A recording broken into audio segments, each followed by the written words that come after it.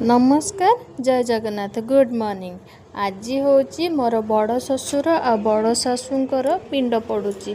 सकाळु सकाळु सब काम सरीगला, गाधुआ पाधुआ सारिकी पूजा पूजी करिकी बाबा चाहा बनै देकी बाबा को चाहा दे देकी पुओ को पाठ पाखे बसई देकी मु पलै आसली टिके एपट करू पिंड पड़ता जेहेतु टिके मुंडिया मारियापाई कि बड़ माँ बड़ माँ पाखे पिंड पड़ी मुंडिया मारियापाई पलै आसली। से मुंडिया मार सारिकी देखूँ आम टे समस्ते मिसिकी बसी पड़ू फोटो फोटो उठेदेलु।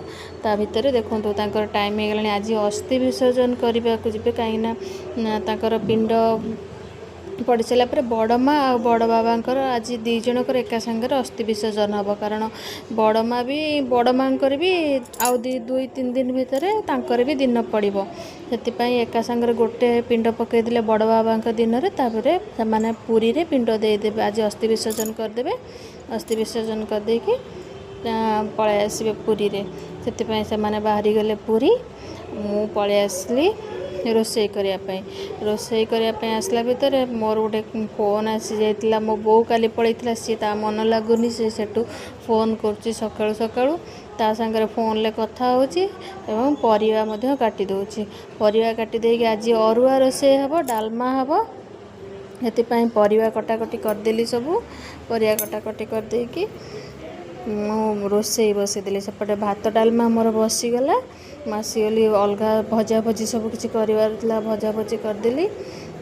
शाग भजा आउ कदली भजा हबार थिला ताकू करदेली। ता भितर मो पुआ आसी किसी मते पचारुची मामा पाठ पाठ विषय मु कहली तू चल मु रोसई सरीगलाणी मु जाऊँगी तो पाखकू ताकू कहीदेली। सी तार पलै आसी पढ़ुला मु रोसईबास सारी देकी सब परिया परिया चोपा पत्र उठा उठी करदेकी पकई देकी पलैली ता पाखकू पाठ टिके पाठ पढ़ुला ना ता पाख टे पाठ देखीदेली कौन पढ़ुची पलै आसिकी बसिकी पाठ देखिकी बसीची सेठी। तापर बाजिगला 12:30 12:30 बजे बाबा को खाइबा टाइम हो गला। मुझे आसिक बाबा को खाया देदेली आम माँ पुओ बसीगलु खाइबा पाखरे।